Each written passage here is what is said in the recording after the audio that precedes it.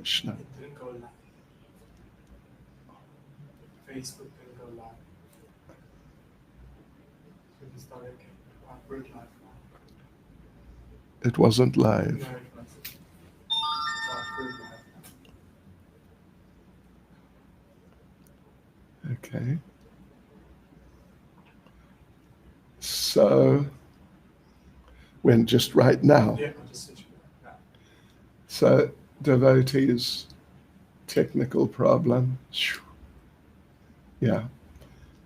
Let me read mantra 17 again.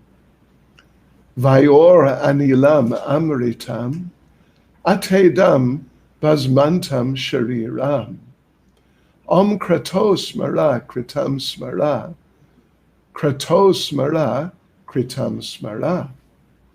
Let this temporary body be burnt to ashes, and let the air of life be merged with the totality of air. Now, O my Lord, please remember all my sacrifices, and because you're the ultimate beneficiary, please remember all that I've done for you. Okay, so let us go through paragraph number 1. So here in paragraph number 1, Srila Prabhupada explains that the material body, our material bodies, are foreign dresses. Yes. Prabhupada quotes Bhagavad Gita chapter 2, verse 20, which is a very definitive verse about the nature of the soul and its relationship with the material body. Najayate mriyate vakada chinnayam bhutvabhavatavana bhuya ajo nityashashvato yam purano nahanyate hanyamane sharire. For the soul there's neither birth nor death at any time. He has not come into being, does not come into being, and will not come into being. He is unborn, eternal, ever-existing, and primeval. He is not slain when the body is slain. So in other words, the soul, the living entity, the conscious, eternal conscious living being who's situated currently within the material body, the soul is completely different from the body, and the body is really just like clothing. We read last night, or a couple of nights ago, I think, Bhagavad Gita chapter 2, verse 22, in which Lord Krishna talks about that just as we change our clothes every day, or, well, as devotees, hopefully, maybe a couple of times a day, actually, to keep clean. So as we change our clothes to fresh clothes, the soul similarly changes material bodies to a fresh new material body. You may remember in Bhagavad Gita when Arjuna was protesting about killing Bhishma, Drona, who were some of the elders on the side of the Kurus, that it's not nice to kill them. But Lord Krishna was saying that you'll be doing them a favor, because now they've got these old bodies and it's difficult. The body is just not as strong and agile as it was many years ago. So now you can get a new body. You can get a new body and be strong and fresh and athletic. like this. So this is the thing here in this first paragraph, how the material body is an imposition on the eternal conscious person. Yes. So Prabhupada goes on to say in the first paragraph, our identity is never impersonal or formless. Rather, the body is formless. It has this meaningless shape, and it's changing shape as time goes on. Yes, so like that. It's a really foreign object. So this mantra verifies the fact that the living entity exists after the annihilation of the material body. So now we go on to mantra 2. Paragraph 2, excuse me. And here in paragraph 2, Srila Prabhupada explains how the material nature works wonderfully. Material nature works, you could say, very cleverly, giving us bodies according to our different desires, material desires. And the animals, they also get bodies according to their desires. But Prabhupada explains, we humans are not meant to live like meat-eating animals. Yeah. Even the lowest type of human bodies, they're built to be vegetarian, Srila Prabhupada explains. Even the lowest type of human bodies. So Srila Prabhupada concludes the paragraph, human teeth are so made that they can chew and cut fruit and vegetables. Although there are 2 canine teeth, so that primitive humans can eat flesh if they so desire, if they really have to, if they so desire. So now we go on to paragraph 3. It's a pretty substantial paragraph. And again, Prabhupada makes the point, as in the first paragraph, that the material bodies that all living entities have, humans, animals, and just all the living entities have, that they are foreign to us. They're foreign to us. And they change as our desires change. Yes. So then Srila Prabhupada goes through, it's quite an interesting little explanation or statement. Prabhupada says, when the world was full of water, the living entity took an aquatic form. Then he passed to vegetable form. I guess when there was less water, it wasn't just full of water. So then he came to a vegetable form, from vegetable life to worm life, from worm life to bird life, from bird life to animal life, and from animal life to the human form. It's a very interesting description. Let's just say it's a very interesting description. Depicting like a possible scenario of development of body and situation for the conditioned soul, lifetime after lifetime. So, of course, the highest developed form is the human form. And particularly the highest level of human is human who has a full sense of spiritual knowledge.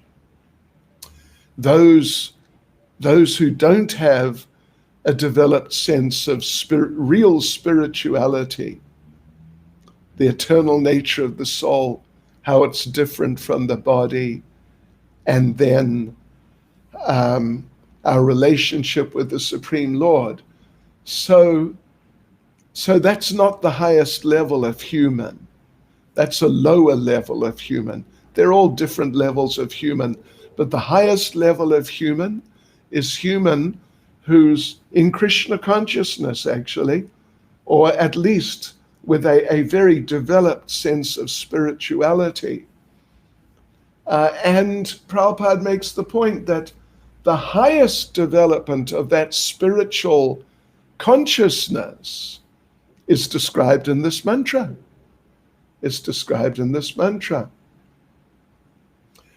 So Prabhupada says, one should give up the material body, which will be turned to ashes, and allow the air of life to merge into the eternal reservoir of air. And then we should go back to Godhead. Yes. Prabhupada explains how our activities within these bodies are performed through the movements of different types of air within the body. This is known as prana vayu. So, and Prabhupada explains that the yogis generally try to control the airs, the prana vayu, and to raise the soul from one air to another, because there's a number of airs at different levels in the body. And finally, to the highest level, the Brahmarandram, at the very top of the head, where the highest level of air is situated. And then at least the yogis who try to control the airs like this and lift the soul up to that topmost level, then the idea is that the yogis can transfer themselves to a higher planet. Yes, any planet. But we already studied, at some length, just a couple of few days ago, we studied how, repeatedly from different perspectives, how transferring to even higher material planets, that's not the right idea. It's not the perfection. So Srila Prabhupada concludes the paragraph, but the highest perfection of such changes occurs only when the living entity is able to give up the material body altogether, as suggested in this mantra, and enter into the spiritual atmosphere, where he can develop a completely different type of body, a spiritual body, which never has to meet death or change. Yes, okay. So now on to paragraph 4. Here in this material world, material nature forces the living entity to change body on the basis of our material desires. Yes, you don't really get a choice. You already chose by choosing to desire to enjoy material life. Yeah. So Prabhupada explains the different species represent different desires, from the germs up to Lord Brahma and other demigods. Yes, they're manifestations of different desires. And an intelligent person will see oneness on the spiritual platform. Yes, even though they're different bodies, still the intelligent person will see there's one type of eternal spirit soul, Satchitananda, eternal transcendental person, servant of Krishna, in every body, no matter how different the bodies are. Yes. So, well, again, the human body is the highest. And if we really work at it in the human body, then we can come to know the Lord, surrender to him, go back to Godhead. Prabhupada refers to Bhagavad Gita chapter 7, verse 19. Another famous verse, let me just read it. Bahunam janmanam ante, Gyanavan mam prapadyate, Vasudeva sarvamiti, Samahatma sudurlabhaha. After many births and deaths, he who is actually in knowledge surrenders unto me, knowing me to be the cause of all causes and all that is. Such a great soul is very rare.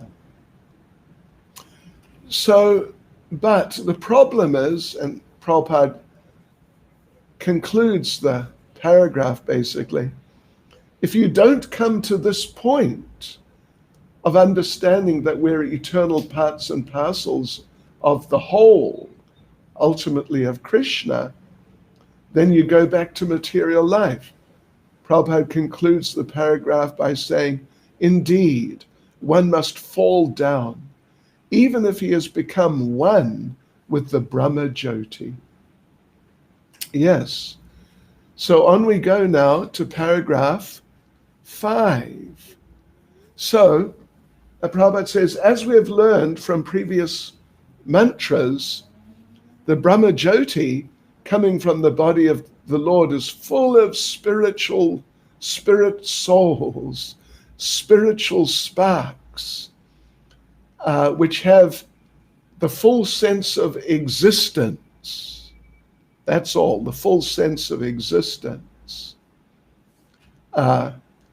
Sometimes they want to enjoy their senses, and so they're placed in the material world in material bodies to become false lords under the dictation of the senses.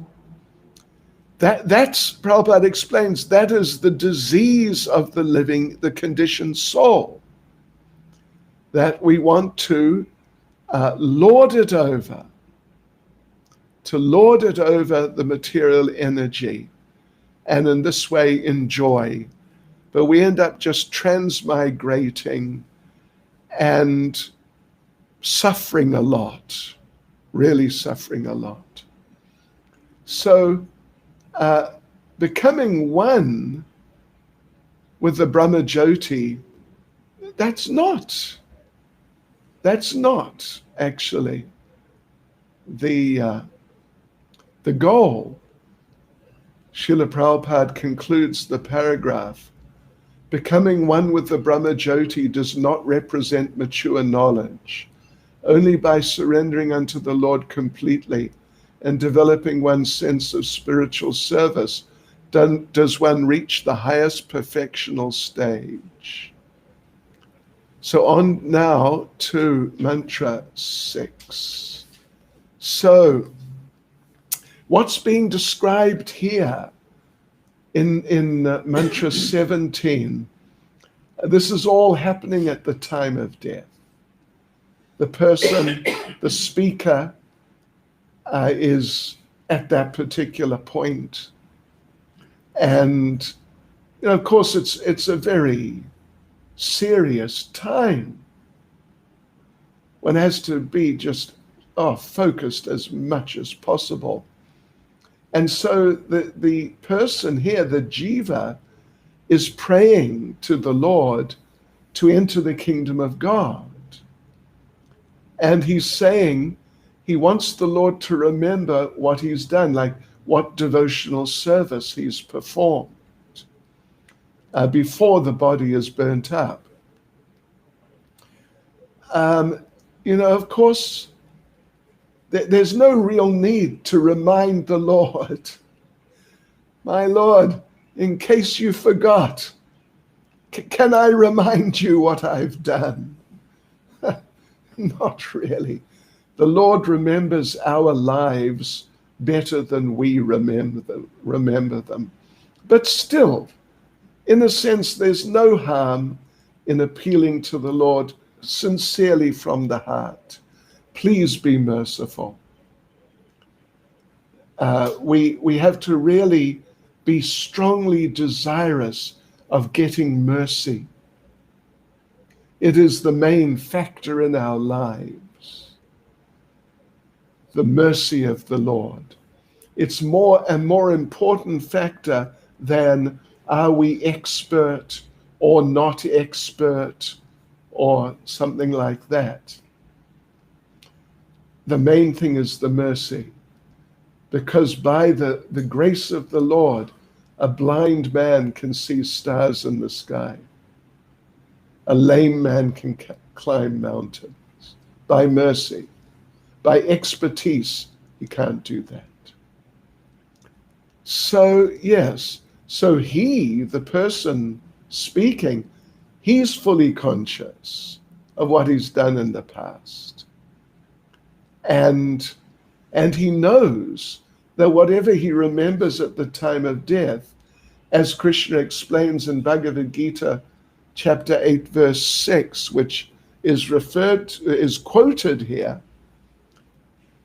So he knows what he's done in the past. He knows what is the goal. And he knows that I have to remember the Lord. That will determine what my future position. So he's making his best effort to remember the Lord and to pray to the Lord for help. Yes, so Bhagavad Gita chapter 8 verse 6 is quoted here. Yam yam vapi smaran bhavam chajat yante kalevaram tam tam evaiti konteya sadatad bhava bhavata.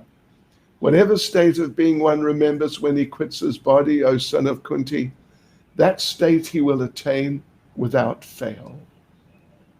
And Srila Prabhupada concludes the paragraph, thus the mind carries the living entity's propensities into the next life. All right, so on to paragraph 7.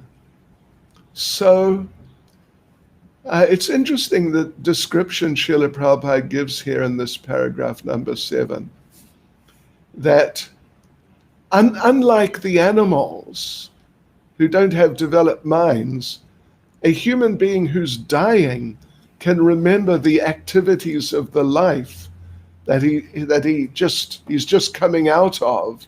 Prabhupada says, like dreams at night, like dreams at night. And therefore, at least for the conditioned souls, their minds remain surcharged with material desires at the time of death. And Prabhupada says, consequently, he cannot enter into the spiritual kingdom with a spiritual body.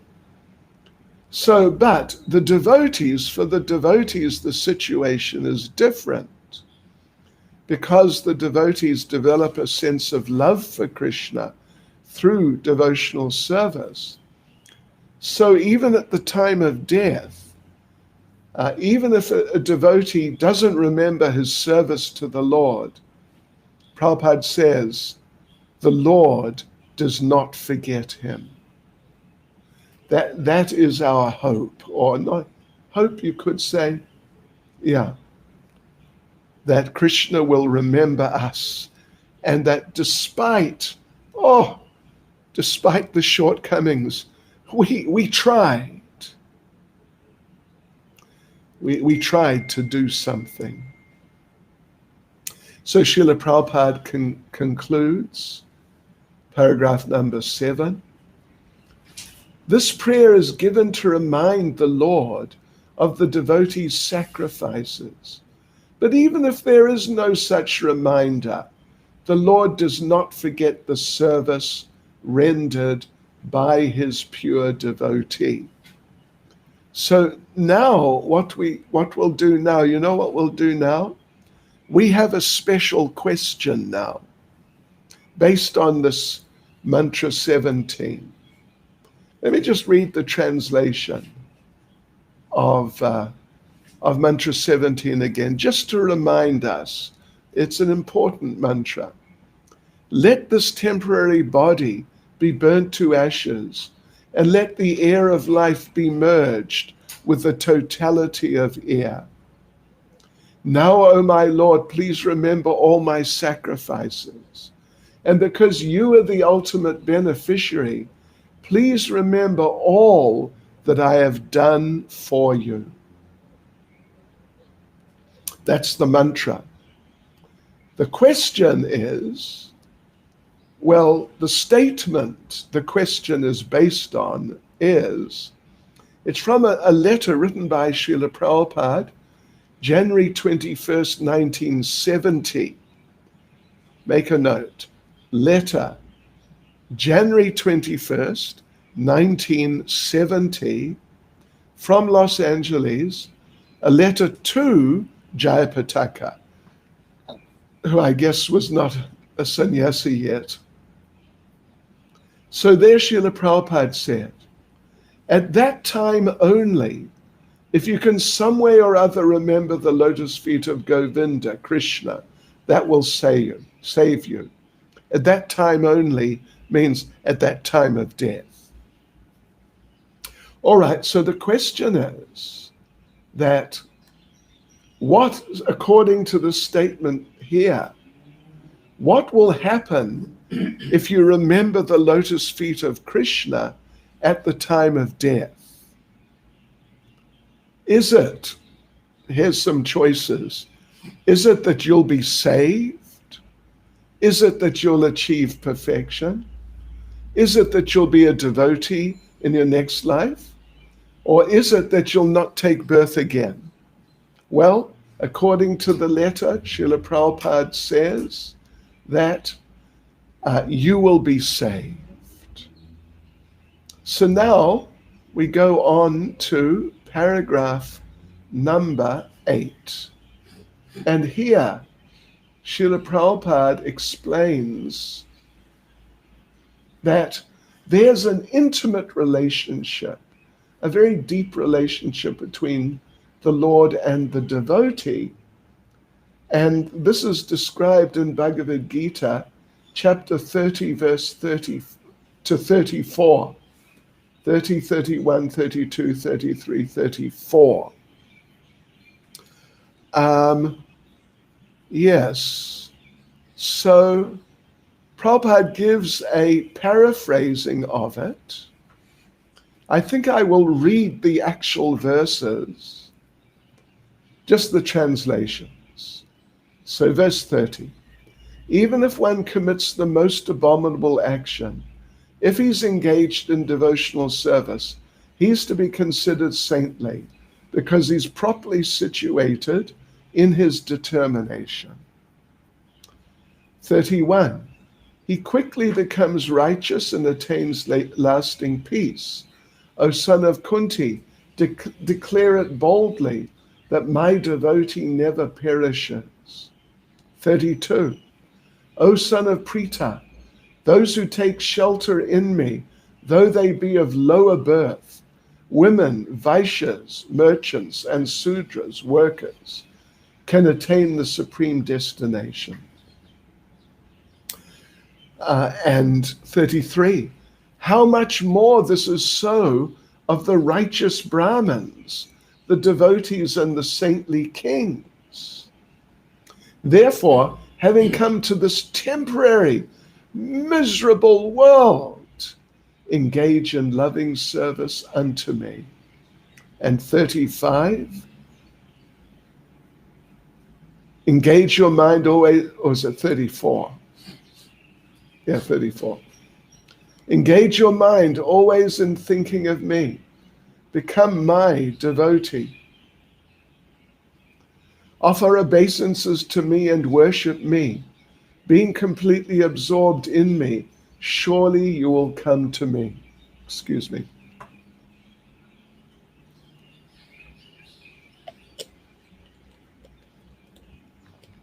So, yeah. By the mercy of the Lord, through the devotee being situated in an intimate relationship with the Lord, the Lord saves the devotee despite the shortcomings of the devotee, and the devotee goes back to Godhead. I want to just mention one interesting little thing.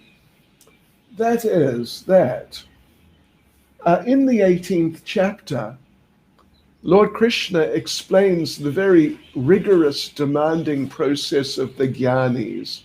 For many lives, they struggle to, and they may or may not realize the Lord. There's no guarantee.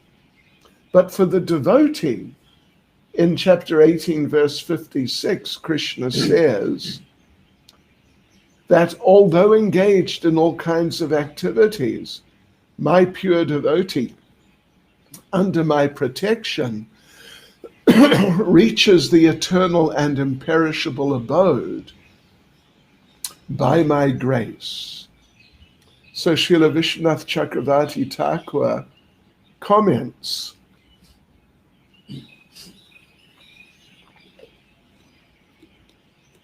he says that Arjuna protests. And Arjuna says, this doesn't sound logical. The jnani takes many births and performs so much austerity for so long and with so much difficulty. How is it possible if the devotee does not have so much knowledge and is engaged in all different types of activities and isn't renounced? So how can the devotee achieve your eternal abode? What's the logic? And Krishna says, the logic is my mercy. My mercy has inconceivable power in it. Whew. That's amazing, isn't it? That's amazing. And while we're at it, I want to just tell you one other little story, actually. It's a Ram Leela story that just before Lord Ram and his army crossed to Lanka, they're still on the India side, then Vibhishan flew across to join Lord Ram. But because he was a devotee. But Lord Ram's associates didn't know that he's a devotee. They thought he's just a brother of Ravana, and so he must be bad. So they protested to Lord Ram that let's just kill him. But Lord Ram said, no, let's wait and just see what he wants. But some of the monkeys were saying, we must kill him.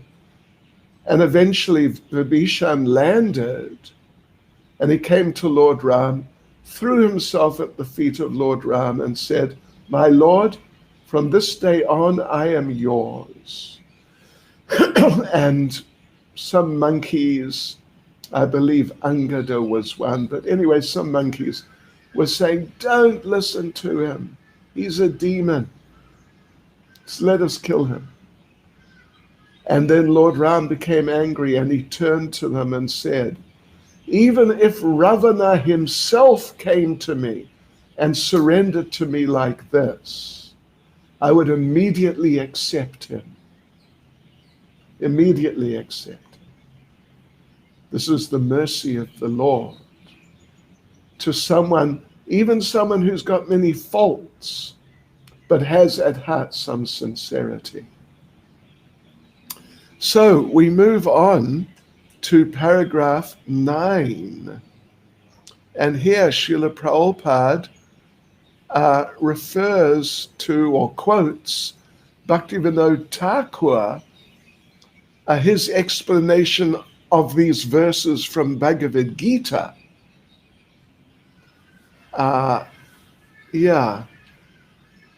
And let us go through it. The idea, of course, this is Bhagavad Gita chapter 9, verses 30 to 34, where we just read through how even if someone does something really bad, as long as he's continuing in devotional service, he must be considered saintly. So Bhaktivinoda Thakur gives this explanation. Listen to this. It's very interesting.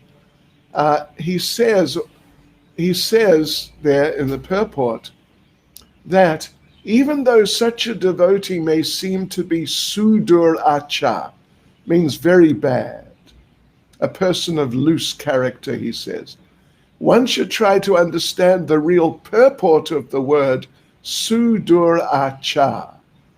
Okay, so then this is how he explains it. That as conditioned souls, we have two functions. We have material functions, maintain the body, and then we have spiritual functions for self-realization. For the maintenance of the body, there are different things that must go on. There's our social status, mental development, cleanliness, austerity, nourishment, and the struggle for existence. These are all part of the material side for the maintenance of the body.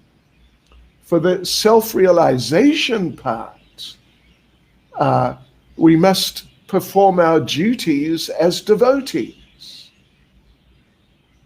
We must serve the Supreme Personality of Godhead and do so many activities for his pleasure. This is now the spiritual side. So the thing is, both these things have to go on. They both have to go on. We have to maintain ourselves materially, and we have to render devotional service. We can't just do one or the other. So Bhaktivinoda Thakur says these two must be done along parallel lines. Yes. Keeping a balance between the two. And gradually, as the devotee advances, Bhaktivinoda Thakur says that the proportion of activities for the maintenance of the body decreases in proportion to the increase in devotional service. But, and this is the crucial point, but as long as the proportion of devotional service does not come to the right point, does not really start rising and becoming stronger, there is a chance of, he says, Bhaktivinoda Thakur says, there's a chance for an occasional exhibition of worldliness, some mundane activity, something like that. But the good news is, the very good news, it should be noted that such worldliness cannot continue for long, because by the grace of the Lord, such imperfections will come to an end very shortly. And therefore Prabhupada concludes the purport, therefore the path of devotional service is the only right, the concludes the paragraph. Therefore, the path of devotional service is the only right path. If one is on the right path, even an occasional occurrence of worldliness does not hamper one in the advancement of self-realization. So that's very encouraging. So now on to the 10th paragraph. And Prabhupada's preaching so strongly. The impersonalists, again, are denied the facilities of devotional service because they're attached to the Brahmajyoti and not to the Lord. And they can't penetrate the Brahmajyoti because they don't believe in Krishna. They don't accept Krishna. They're mainly into word jugglery, speculation, and they just waste their time. And therefore, Srila Prabhupada doesn't exactly quote, but he refers to Bhagavad Gita chapter 12, verse 5. Kleshadi katarastesham, avyakta sakta chetasam, avyakta hi gatir dukam, dehavadbhiravapyate. It's a very important verse. 12.5. For those whose minds are attached to the unmanifested impersonal feature of the Supreme, advancement is very troublesome. To make progress in that discipline is always difficult for those who are embodied, because we're used to being in bodies. For how many lifetimes, we don't know, millions, billions, maybe. We've been in bodies. Now we're meant to accept that we're not embodied. It's a challenge. Old habits die hard. So, all right, paragraph 11. Paragraph 11. This is interesting. There's some interesting information here. So Prabhupada says, all the facilities suggested in this mantra can be easily obtained by constant contact with the personal feature of the Absolute Truth, means through devotional service. So there are 9 devotional activities, and of course they're well known. Shravanam, Kirtanam, Vishnu. Let's just read them in English. Hearing about the Lord, glorifying the Lord, remembering the Lord, serving the lotus feet of the Lord, worshipping the Lord, offering prayers to the Lord, serving the Lord, enjoying friendly association with the Lord, and surrendering everything to the Lord. So Prabhupada makes the point, as he does elsewhere also, that whether you do all of them, some of them, or just one of them, these activities help a devotee remain in touch with the Lord constantly. Yeah. And at the end of life, it'll be easier to remember him. And Prabhupada gives examples, the classic examples of people who achieved perfection by focusing on one of these 9 activities. So by hearing, who achieved perfection? Maharaj Parikshit. Glorifying, who achieved perfection? Shukadev Goswami, who spoke the Bhagavatam to Parikshit Maharaj. Well, okay, Prabhupada, they've been put around. They've been put around. Anyway, that's sort of in a different order. But the way Prabhupada puts it, praying to the Lord Akrura, remembering the Lord Prahlad, worshipping the Lord Prithu, serving the lotus feet of the Lord Lakshmi, of course, rendering personal service, Hanuman, friendship, Arjuna, and surrendering everything, Maharaj Bali.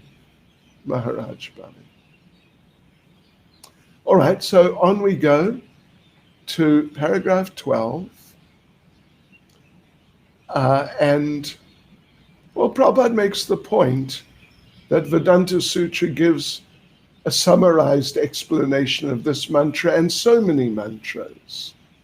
But it's all explained very nicely in Srimad Bhagavatam, which is the mature fruit of the tree of Vedic knowledge. So in Srimad Bhagavatam, this mantra is explained in the questions and answers between Shukadeva and Parikshit at the beginning of Bhagavatam.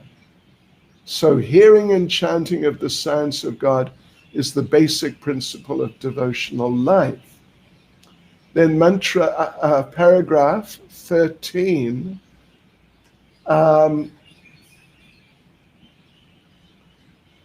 Maharaj Parikshit's main question was Bhagavatam 119:24.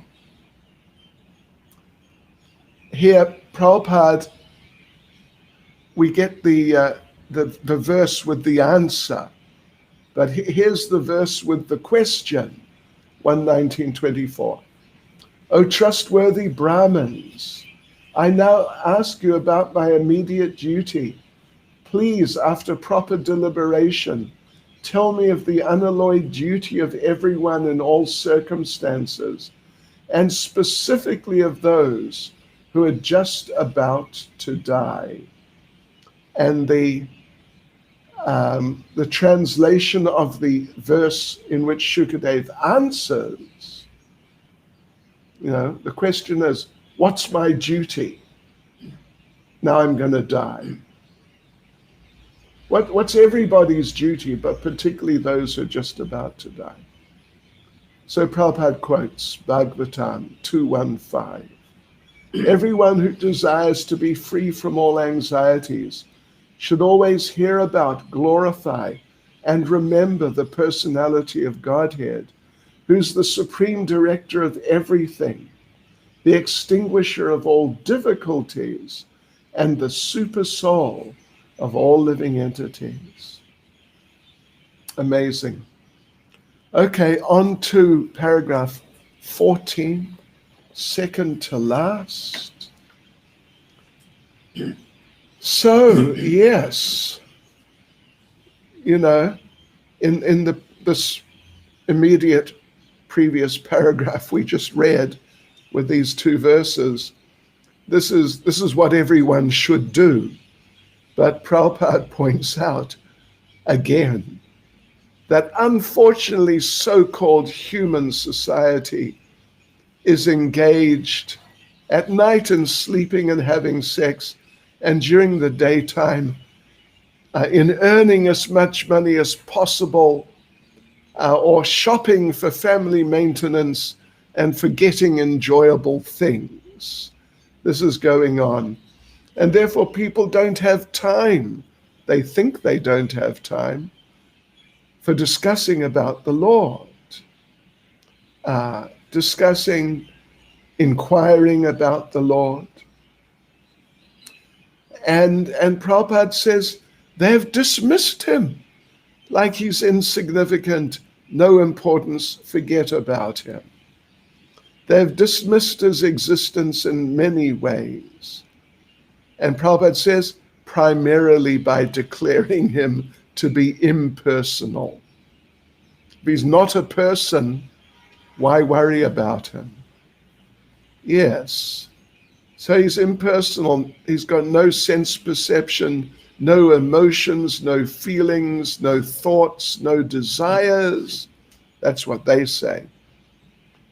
But Prabhupada points out that in all the Vedic literatures, Upanishads, Vedanta Sutra, Bhagavad Gita, Srimad Bhagavatam, it's stated very clearly, the Lord is a sentient being, and he's supreme over all other living beings. And his glorious activities are identical with himself. Prabhupada concludes the paragraph. One should therefore not indulge in hearing and speaking of the rubbish activities of worldly politicians and so-called big men in society. But one should mold his life in such a way that he can engage in godly activities without wasting a second. Wow. Sri Isopanisad directs us towards such godly activities. That's just wonderful. Okay, so we come to paragraph 15, last paragraph. We'll be concluding here. So let's just read the paragraph.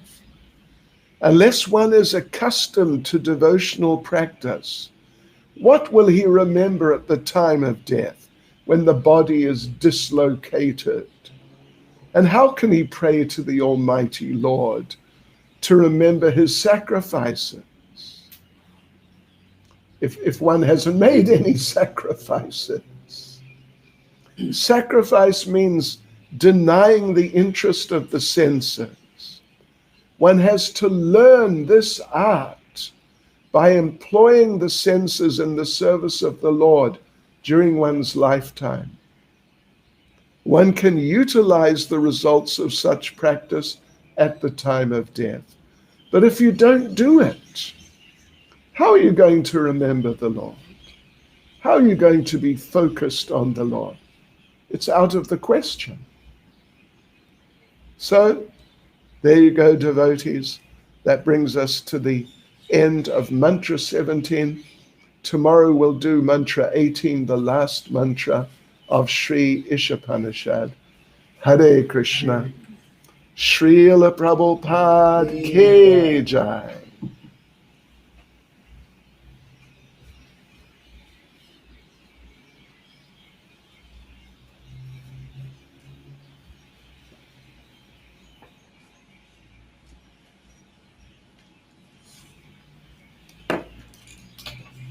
You can switch them all. Wow, that was nice. It was nice doing one mantra a day. Yeah, that's the thing. That's a thing for sure.